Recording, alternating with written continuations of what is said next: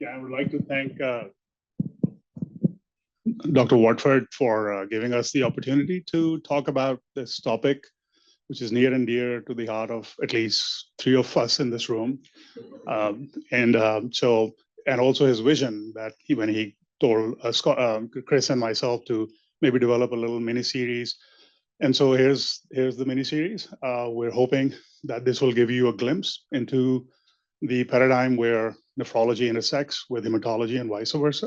And so we hope that while I will start off with this dense topic that's right up here in some detail, Dr. Cicero's talk will act as a conduit in cementing our two nephrology talks together, and she will give us a hematologist perspective of how she handles a monoclonal gammopathy, particularly as it involves the kidneys. And finally, our own Dr. Blosser will take it home by discussing all the nuances that he deals with when he's asked to consider transplantation in somebody who has plasma cell disorder, and what kind of treatments and what are the risks of recurrence and so on and so forth. I think let me start. Yep. So this in a nutshell will be our objectives, and each presenter will expand upon those. All right, so as you all recall that a paraprotein, whether it's a whole immunoglobulin, a light chain, or a heavy chain, causes kidney injury by two main mechanisms. One is concentration dependent, and the best example for that is CAS nephropathy, which is a myeloma defining event, or in cases where the clone is very small and it's producing very small amounts of paraprotein, we can have kidney damage from the peculiar physical-chemical properties of that paraprotein, particularly the light chains. And that has come to characterize what we now call monoclonal gammopathy of renal significance. So simply put, MGRS represents all B-cell, lymphoproliferative, and plasma cell proliferative disorders that do not meet the criteria for multiple myeloma, Waldenstrom's, CLL, or malignant lymphoma, but are associated with kidney disease resulting from a paraprotein. So implicit in this is the understanding that the paraprotein that is depositing in the kidney is the same as that outside in the circulation. So while there have been several iterations of how we can classify MGRS, I think the one that I like and the one which is mostly accepted is this pathological one, or a descriptive one, where we utilize all three aspects of a kidney biopsy: light microscopy, immunofluorescence, and electron microscopy. And in this day and age, increasing use of mass spec, thanks to Dr. Ramakalish and Dr. Kelly Smith's ongoing efforts, we have a flourishing mass spec going on at this time in our own institution as well.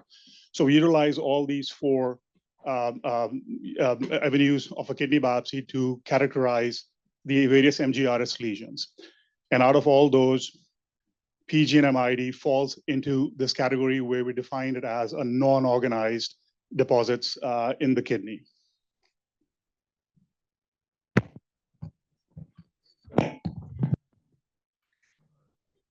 Sorry about that. Thank you. Okay, I think you can hear me now. All right. So almost 50 years, we have known about this association between a paraprotein and proliferative glomerulonephritis dating back almost 50 years. And reports about this have been published in literature way back when I think this half of the audience was not even born. And it was not until 1985 that a young and a very smart nephropathologist by the name of Charles Alpers wrote a comprehensive account of the proliferative glomerulonephritis with immunofluorescence and electron microscopy, a description of kappa light chains, monoclonal light chains causing a proliferative GM. And then over the years, next few years, about 4 or so case reports and other reports made it into the review articles. But it was left to Dr. Sameh Nasser, then at Columbia, who in 2004 finally gave a name to the face.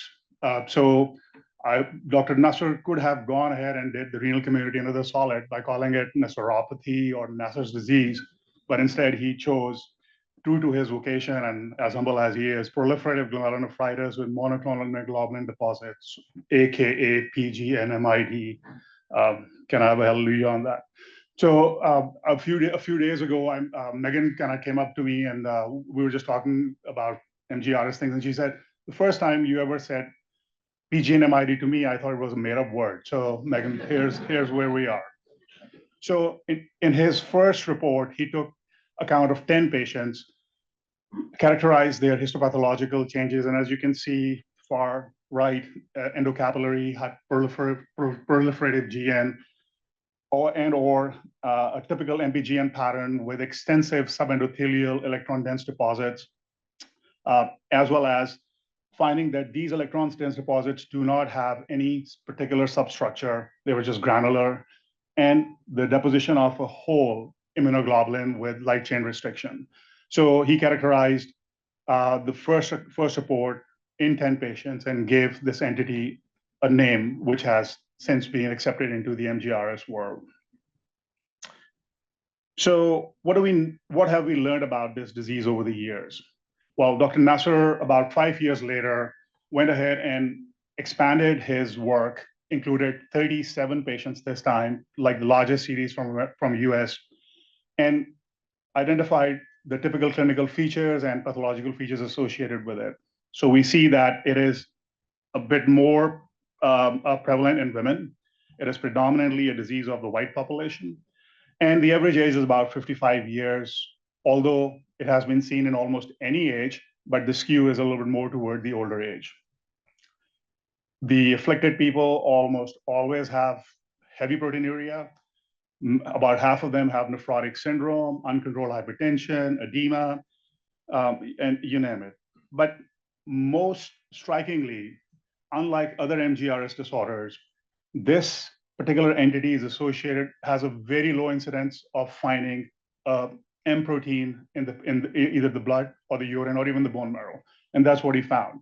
Only 30% or 3 people in this entire series, they could find an M spike somewhere. So he went on to characterize as you can see in the histopathological areas, there's a full-blown membranoproliferative pattern of injury with endocapillary hypercellularity, splitting of basement membrane. So that's a typical MPGN pattern that you see in most of these patients. With regards to the electron-dense deposits, they are predominantly subendothelial, although mesangial is very common. And the inset shows a little bit high power to say that these deposits do not have any substructure. They are just granular deposits. And more so, on immunofluorescence, we find that there is not only a light chain restriction, which in 73% of the cases is kappa, but when it comes to heavy chain subtyping, a vast majority, about 65%, have IgG3.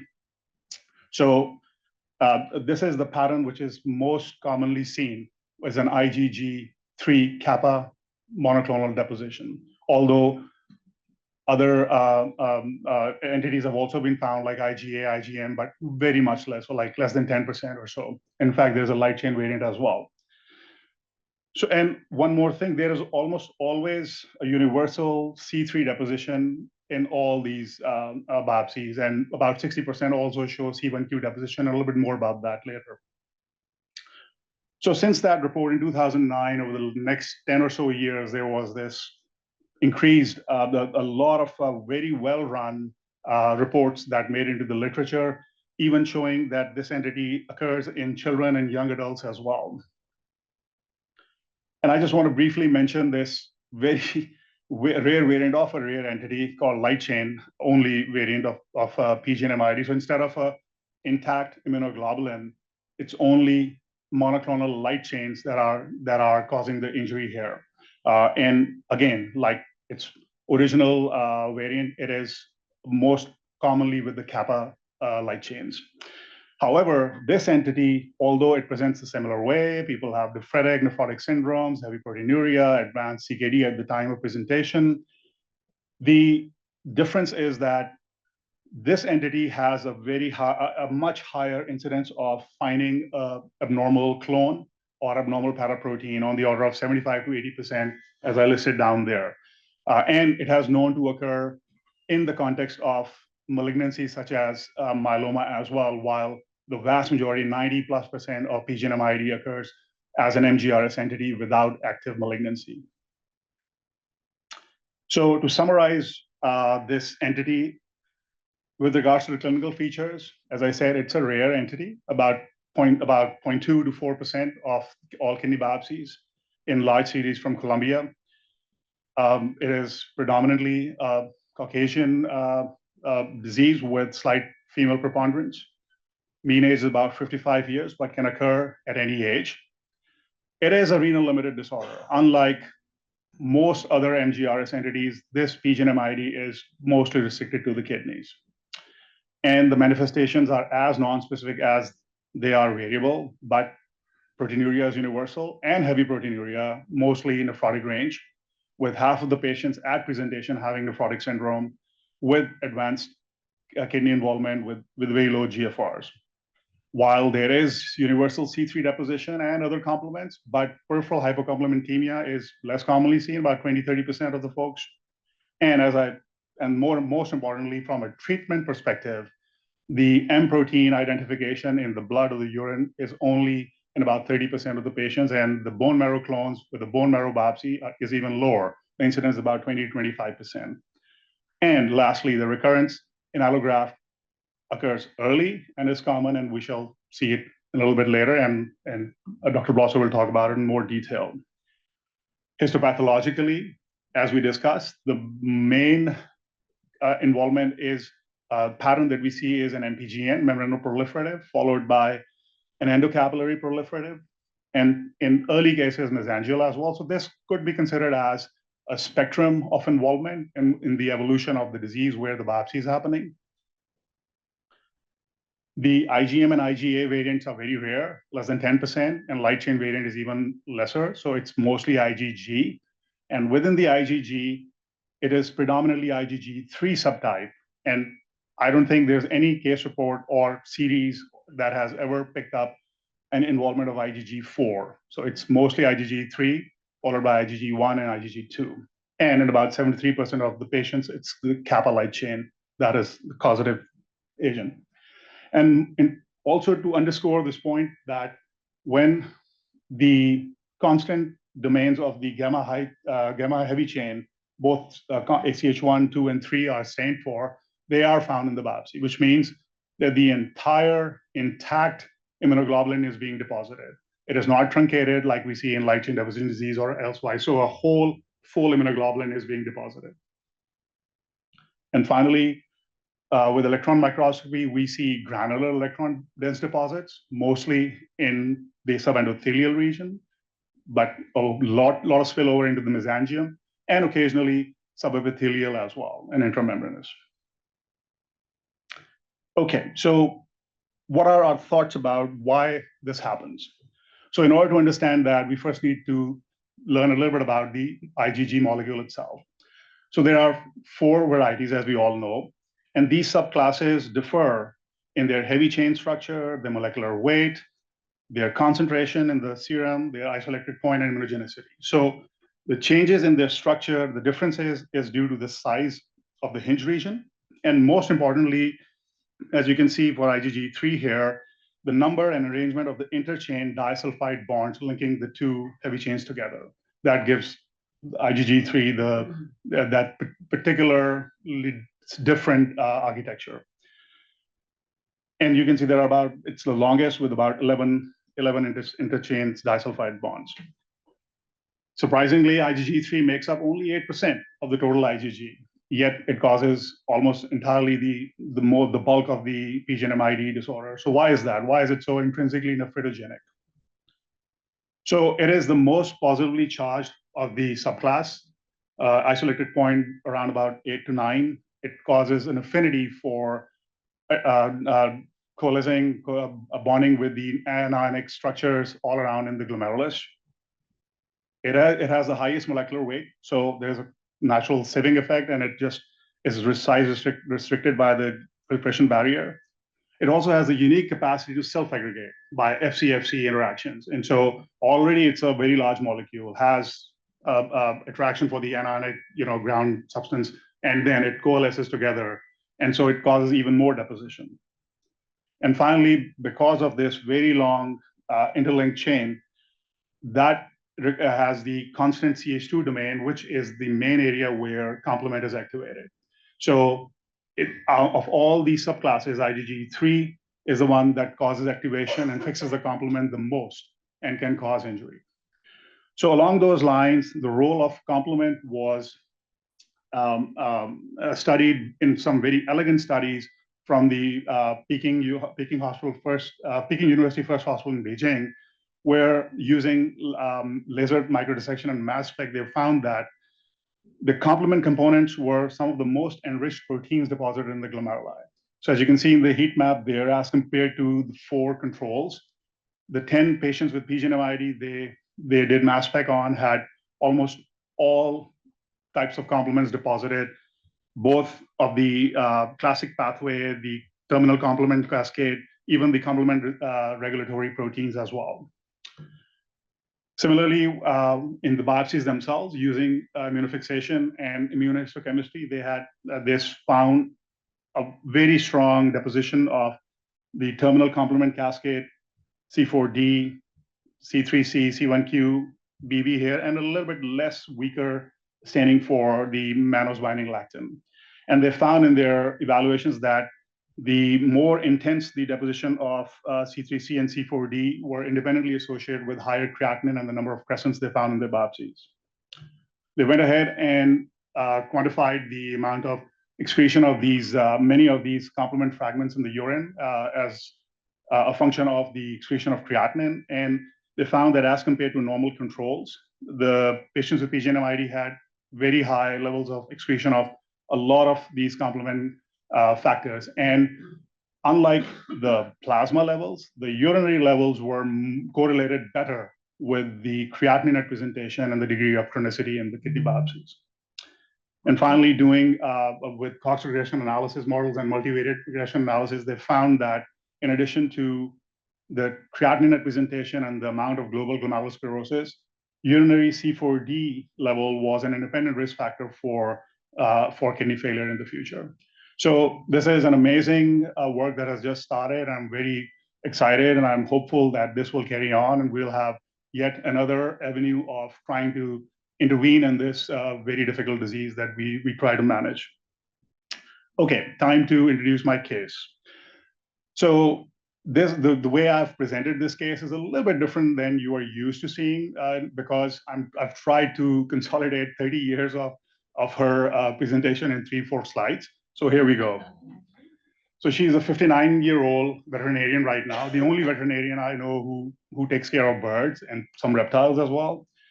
So when she was 24 years old in '89 in Eugene, Oregon, she developed what looked like nephrotic syndrome, had a biopsy, was labeled MPGN type 1, was started on aspirin, ACE inhibitor, and percentin. 5 years later, she moves to Seattle, establishes care at Harborview Renal Clinic, and has continued issues with the same problem: edema, hypertension, worsening proteinuria, worsening hypertension. Her other presentation is significant issues with sinusitis, bronchitis, asthma exacerbation, so keeps on getting multiple courses of prednisone in between. In fact, if you read her, clinical presentations, even into nephrology clinics, almost always the starting point would be, I had a sinusitis episode, I'm bronchitis, I'm coughing. So a lot of respiratory issues were going on as well. However, by 1998, as the proteinuria continued to get worse, edema continued to get worse, her diuretics were maximized with loop and metolazone and ACE, and she was given a pulse, a methylprednisolone, which stabilized her a bit for a time. Things improved a little bit, but temporarily. Within a couple of more years, her creatinine had gone to 4 with very heavy proteinuria, had a second course of pulse, and was put on maintenance prednisone after that. So by the time 2003 came around, she was almost end-stage status. I didn't get the rationale why the biopsy was done, but I assume it was to figure out before probably going into transplantation. So not surprisingly, it showed MPGN, which we already knew, with a very heavy dose of chronicity, indicating this is probably end stage. Interestingly, at that time, the immunofluorescence showed that she had only a bias of kappa for deposition. But I think this, at that time, was not taken into consideration, and she was continued to manage, to be managed along usual lines. So by 2004, she becomes end stage, starts on hemodialysis for a couple of months, then switches to PD for a few months, and eventually in January 2005, gets a living-related donor kidney from her mother. She gets standard induction and immunosuppression with tacrolimus, MMF, prednisone, has a lot of GI side effects to MMF, gets switched to MPA, plus minus improvement.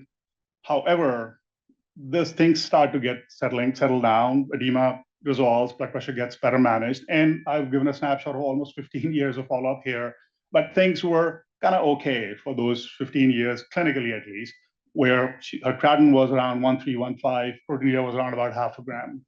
However, interestingly, in 2007, 2 years right after her transplant, a transplant biopsy was done, likely perhaps because of this spike in proteinuria right here, 0.7. And so it shows that there was mild mesangial proliferative, mild mesangial hypercellularity. And again, she has only kappa deposition with IgG and no lambda deposition, and starts to show mesangial expansion with mesangial dense deposits 2 years after she gets the transplant. By the time 2021 comes around, things are really getting serious. They are getting really bad. Uncontrolled hypertension, uncontrolled edema, proteinuria worsening to about 2.5 grams. So the clinic maximized whatever they could do, altered her immunosuppression as best as they could. She started becoming anemic. So eventually, the treating nephrologist decided to biopsy her again at that time. So this was her second biopsy. The first one was 2 years after a transplant. This is what, 16 years after a transplant. So she now has a fully developed membranoproliferative glomerulonephritis with hyperaccentuation, lobulation. There's no evidence of any rejection in the biopsy. She this time has, again, that we know of with her previous biopsies, only kappa deposition with no lambda staining, and has extensive subendothelial deposits and mesangial deposits on EM. Dr. Kelly Smith goes ahead and does subtyping this time of IgG and finds that she has IgG3, and pronase digestion also confirms kappa bias. And he labels this as proliferative glomerulonephritis with monoclonal immunoglobulin deposits of IgG3 kappa type recurrent. Although we've been treating this person as having garden variety immune complex MPGN all along for the last 20 years. Or 30 years. Okay, so what do we know about the recurrence of this entity in transplant? And Dr. Blosser will, in general, talk a lot more about that, and I will just briefly concentrate my effort on this entity only.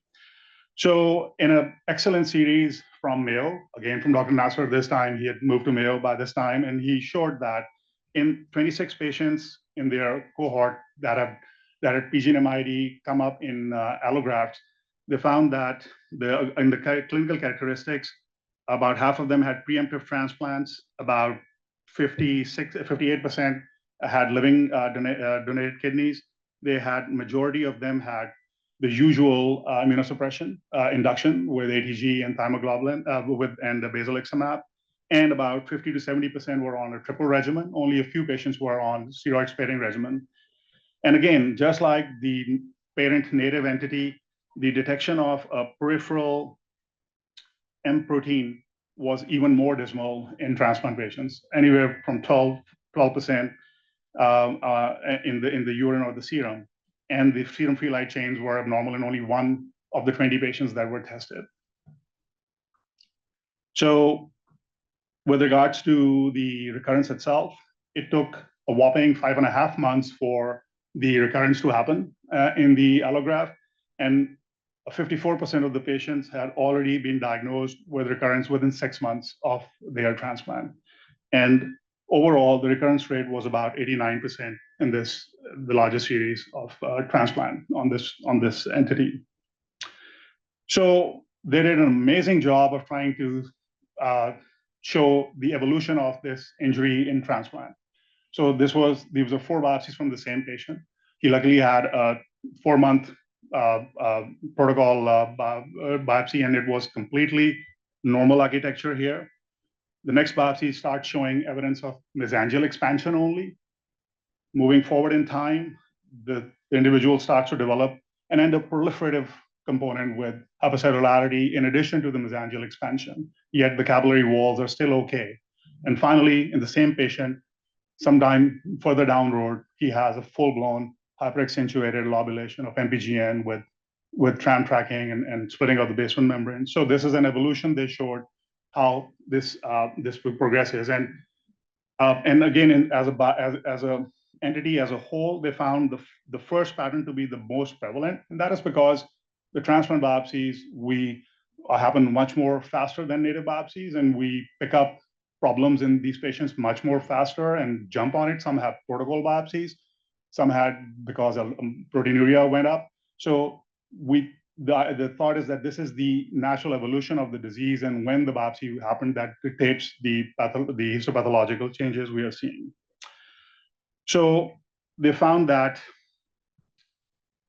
after a follow-up of about 87 months, 44% of the patients had lost their graft over a mean of about 8 years or so. So pretty horrific thing to happen in transplants.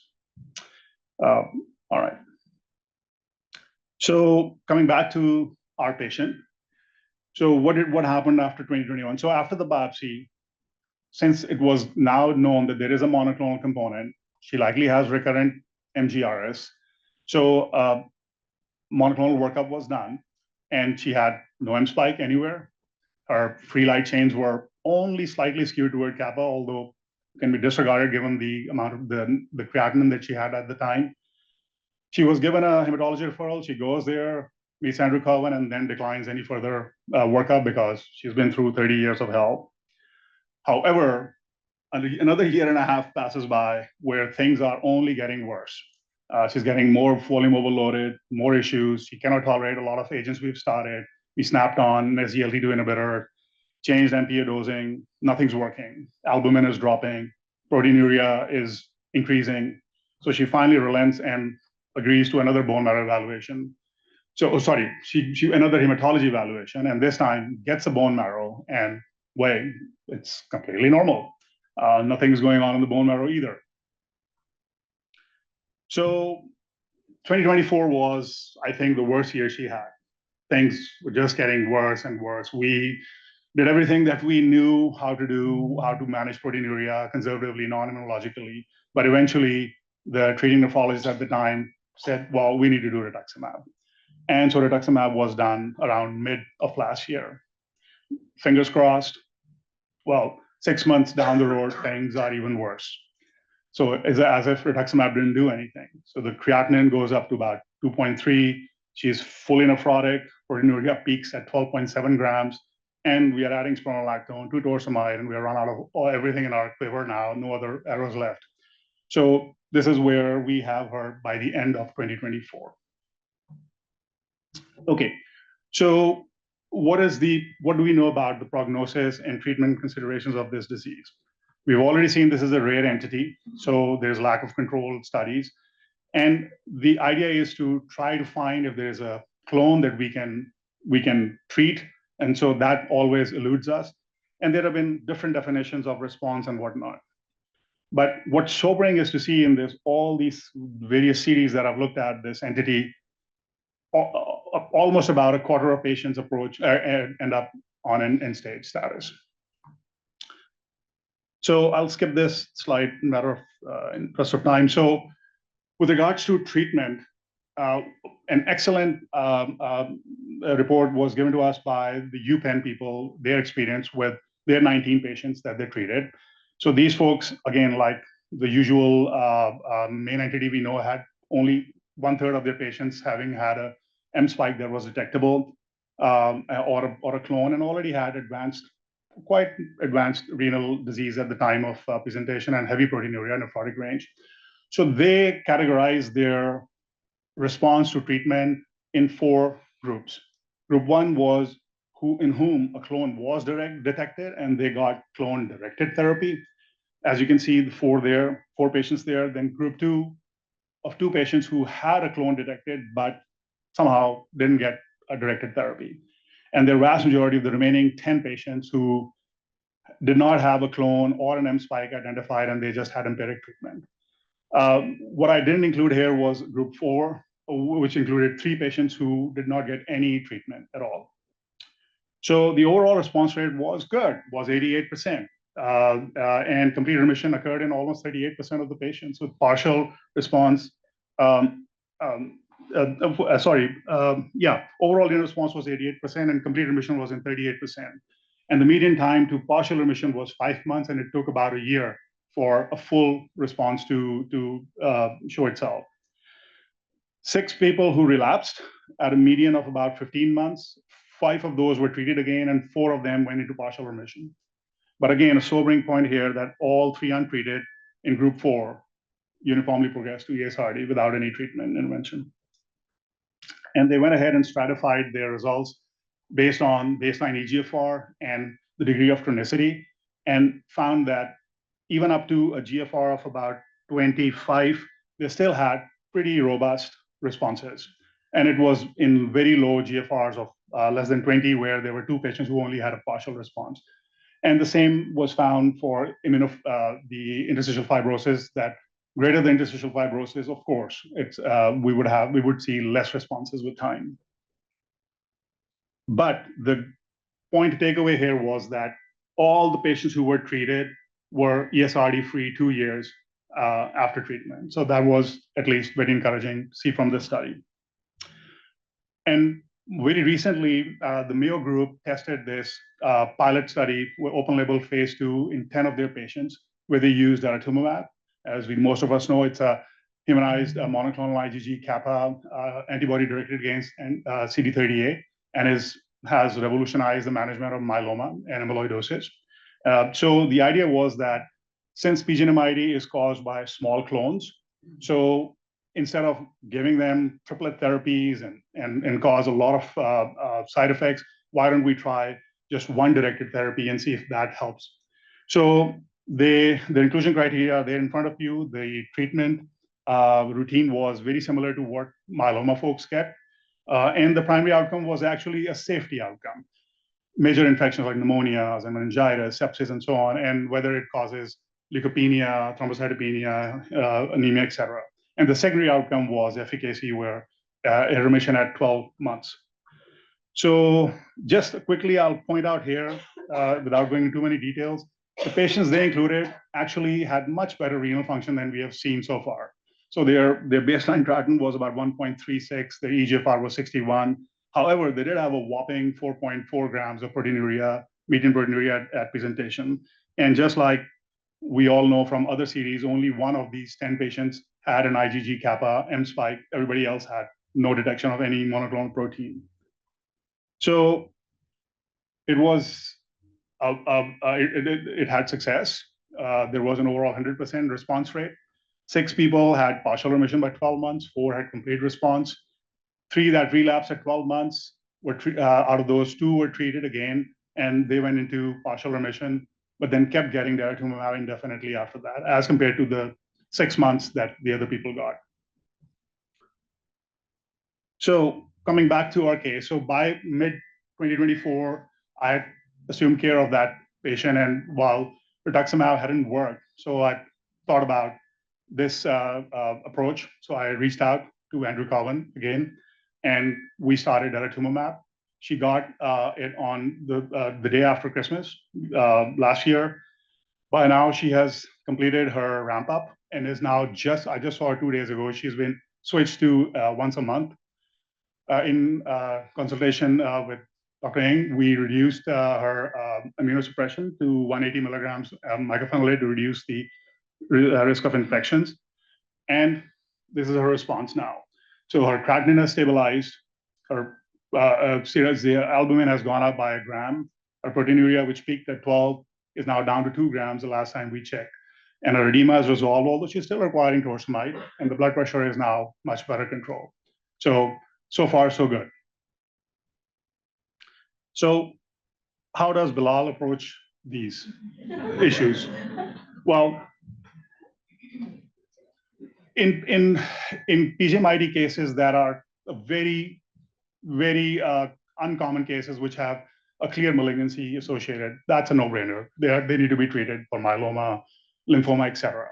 But the vast majority who are true MGRSs, so what do? Well, we need to maximize RAS inhibition because there are some case reports that people got spontaneous remission just on RAS inhibition. But I caution you, as reading on those, they have very good kidney, like creatinines were 0.7, 0.8, proteinuria were like 1 gram, less than a gram. So there could have been a reversible infection, like it's been known to be associated with parvovirus and so on, that went away and things got resolved.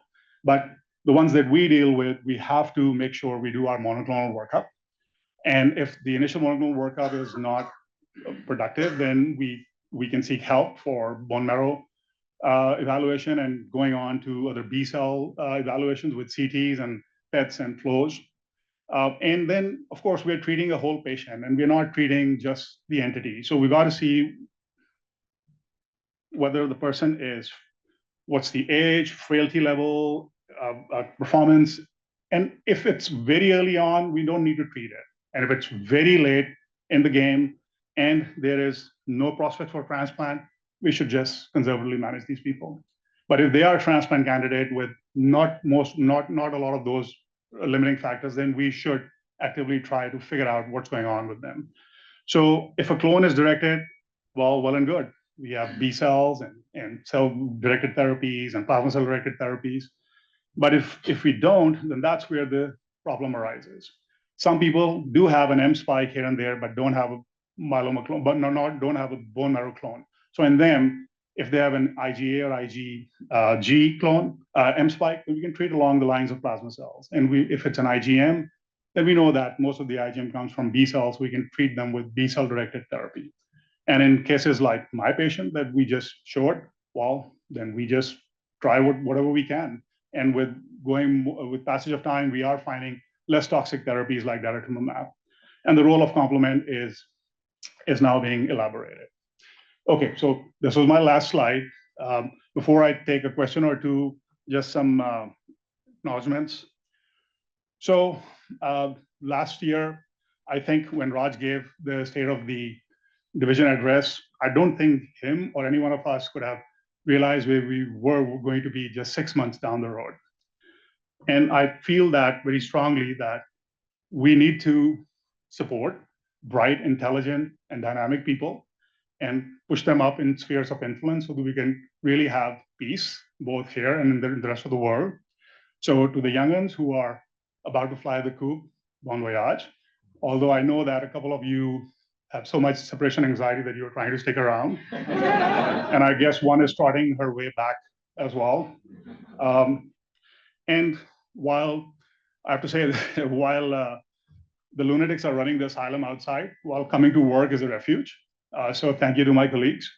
It's a blessing to be at work where we can have an adult, intelligent, occasionally scientific discussion. So we keep the promise and potential of America going. So thank you, my colleagues. And last but not the least, David Mariuma. Thank you for introducing me to Open Evidence AI. I loved our gatherings together in the clinic. It made the dreadful clinic very bearable. Your forays into ChatGPT and generation of all the poems where we were roasting the cardiologist. You're an amazing man. We all love you. We love your brilliance. We love your idiosyncrasies, and we love the fact that you're allergic to a gluten-free diet. So have fun in New York, And we will miss you, and best of luck.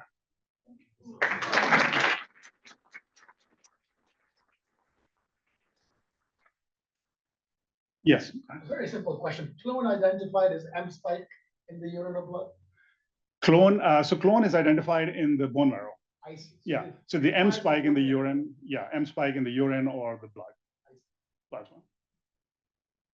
So I noticed that there is C3, 3 plus on the EF of that patient. So I'm wondering whether there is any role of complement inhibitor. Yeah, good question. Whether you're thinking about doing the complement test, whether it's that monoclonal, IgM, kappa, whatever, they work as a CFH inhibitor, things like that. Yeah. So I guess the best work on that is what I showed. It's coming from China.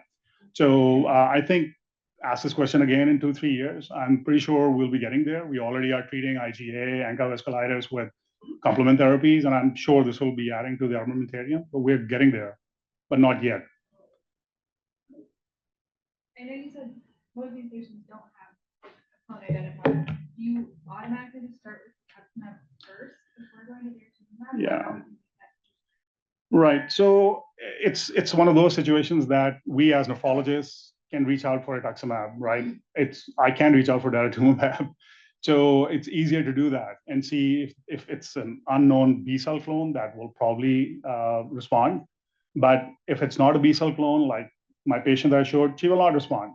So then I have to reach out to my friends, and good thing I have contacts. So then you can kind of get the treatments going that you need to. Yeah. But yeah, it's easier logistically to start with rituximab. Brian?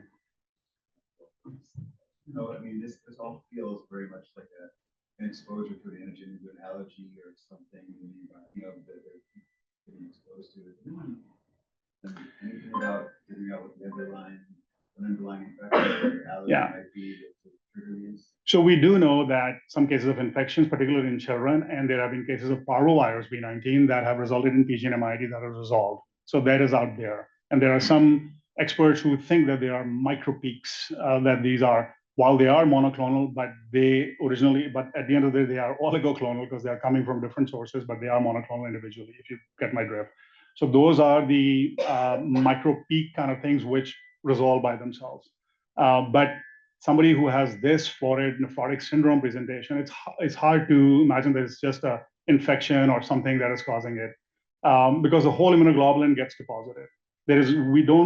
Most of the work does not point toward an antigen-antibody complex depositing from the circulation or in situ antigen-antibody complexing. It's just an entire immunoglobulin that likely through complement leads to downstream inflammatory changes. Okay. All right. In the interest of time, we're going to move on.